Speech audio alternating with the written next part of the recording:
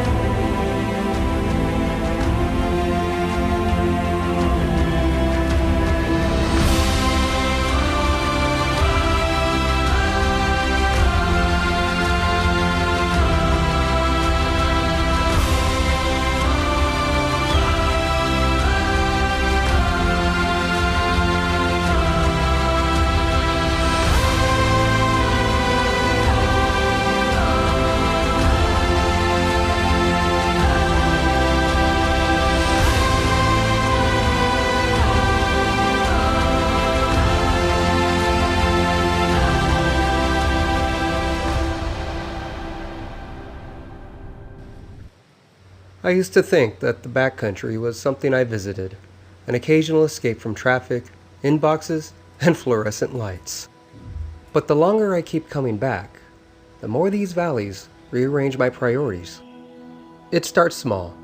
The phone stays in the truck, conversations slow to the pace of river water. A single deep breath finally feels like it reaches the bottom of my lungs. Then one day, you notice the shift is permanent. You don't just go to wild places anymore. They come home with you and start rewriting how you see every part of life.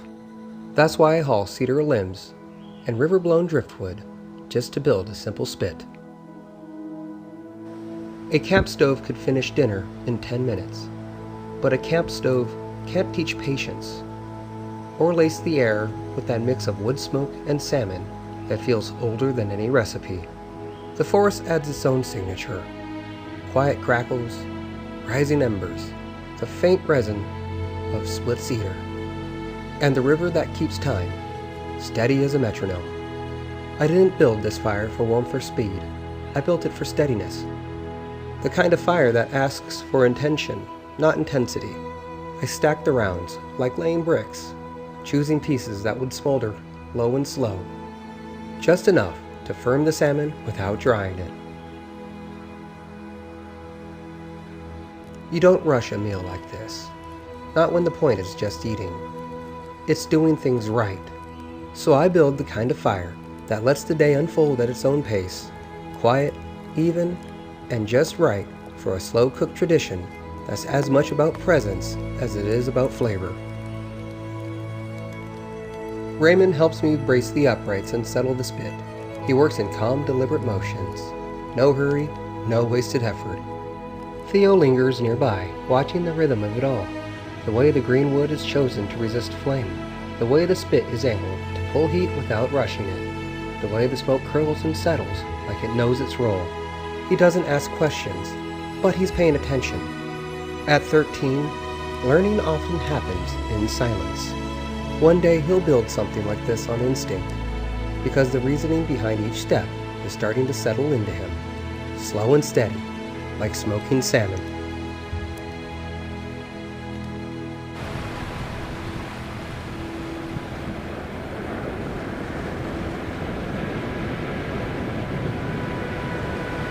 Theo watches each knot, wanting to tie them exactly the same.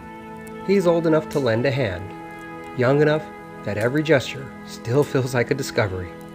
He's collecting those small pieces of know-how that turn camp chores into habits.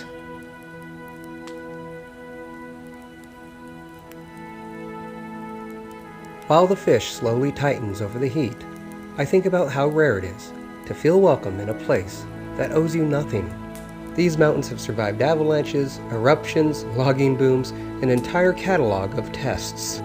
Their endurance makes my daily worries feel negotiable.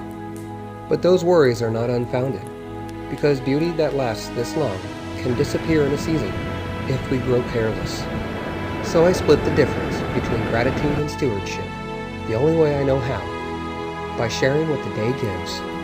When the fillet turns the color of late evening alpine glow, I lift it from the spit, skin crackling, juices beating along the grain, then carry it to the folding table under my weather-scarred canopy. No fancy plates, just a pocket knife for portioning and a silence that means dig in.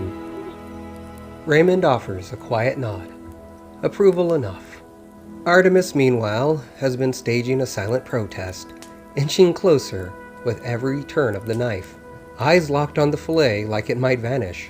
She's not subtle, but then again, patience was never her strong suit. Don't worry, she'll get hers. No begging. And I stand there, grounded by the river's steadiness, reminded how fast a perfect moment can vanish, like steam, rising and gone.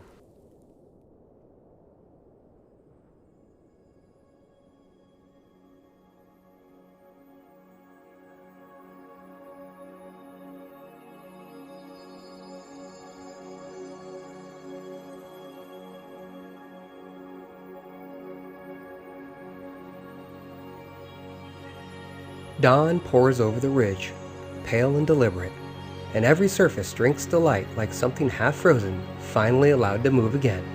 The fire that smoked last night's salmon is brought back to life, its warmth energizing the morning.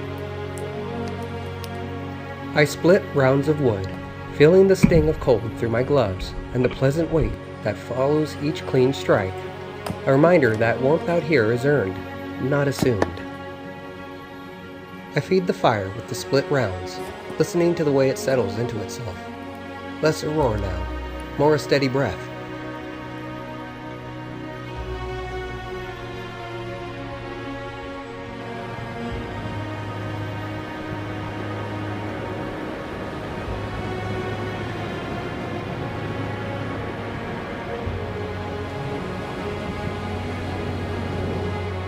There's a kind of calm that lives in routine like this. No urgency, just motion with meaning. I set the percolator near the coals, and the cold morning air leans in, waiting. The metal hisses faintly as the heat draws in. Then, slowly, the sound begins. A hush at first, then a gurgle, then the familiar cadence of something waking up. The kind of moment that reminds you, presence is its own reward. From the bank I could trace two stories written on the same slope. Low on the hillside, raw stumps and second-growth maples testified to decades of sawing and hauling, the old ambition that trees were simply raw material. Higher up, beyond where the roads ever reached, a stand of giants leans into the morning like nothing has changed in 500 years. Both views share the same sky, the same frost, the same gravity, yet the line between them is as stark as a scar.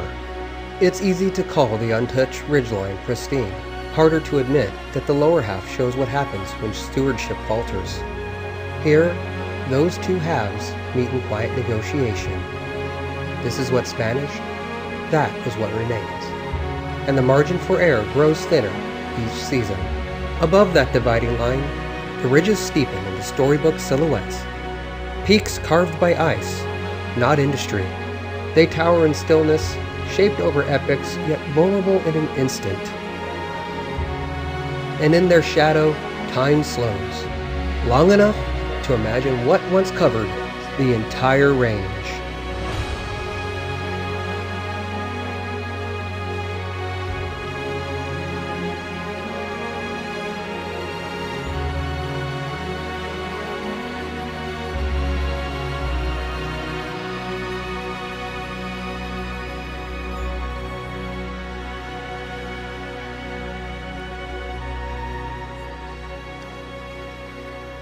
Below, the forest flows in waves of green, interrupted by wounds too regular to be natural.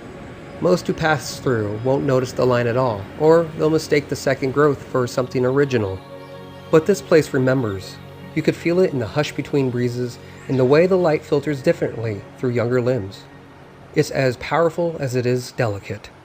But in places like this, there's always something to celebrate. Happy birthday, dear Artemis. Happy birthday to you.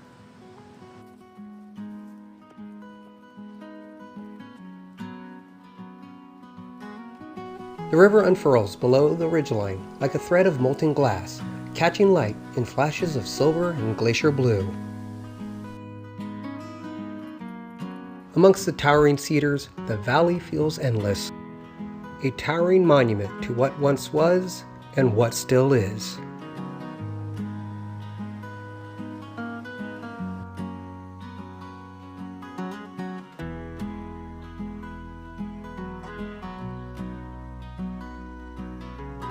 Right here are salmon berries. After a cold winter of us not having anything at all, these really come and hit the spot. So they're not quite as sweet as huckleberries or raspberries or other kinds of berries, but you know, honestly, I'll take them. They are still very sweet. You got a slight bitterness to them, but beyond that, they are fantastic. They're actually one of my personal favorites just because it's the start of the planting season. You know, anyway, so yeah. A few steps beyond, you enter a rare sanctuary, where true old-growth cedars stand in hushed ceremony.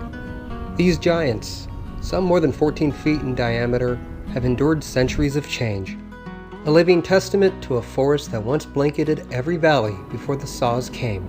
In a world where demand once consumed their kin, these survivors still offer shade, shelter, and a reminder. In protecting them, we honor stories far older than our own.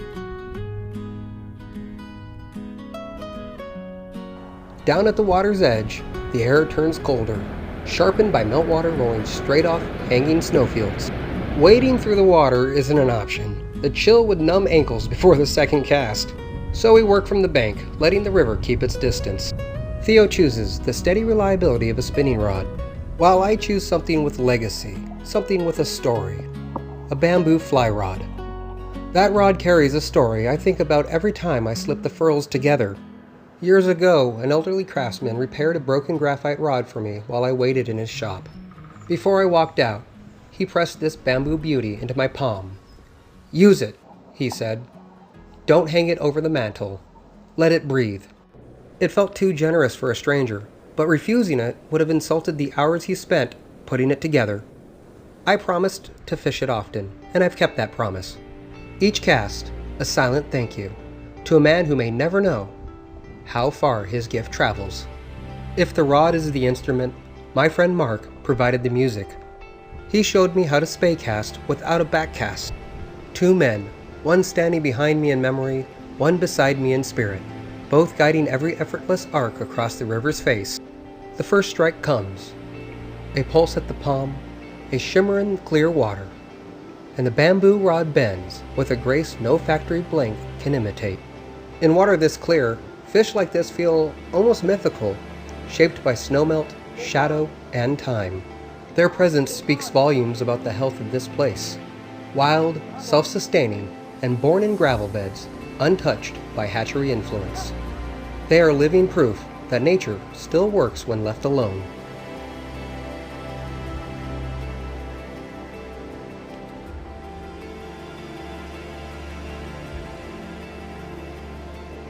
Catch and release isn't just a regulation, it's a gesture of respect. One fish returned is like casting a vote for the future, a quiet way of saying, I was here, and I left something wild, exactly as I found it.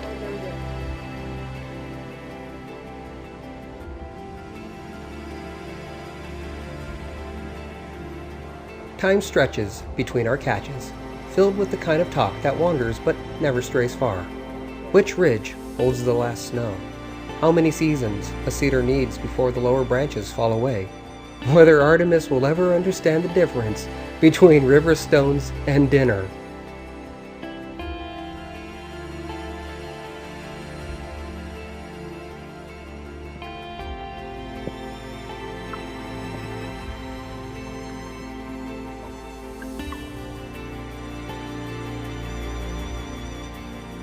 Mid-afternoon softens into something almost warm, and just when patience begins to run thin, Theo's rod dips hard.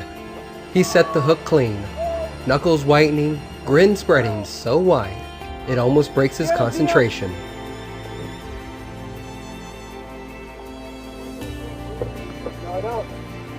The trout he catches matches mine in size, but is even more colorful. He holds it for a moment, quick admiration, and off it goes. And I see it click. The realization that respect is the real measure of a fisherman. 2 trout returned, 2 stories added to the river's ledger.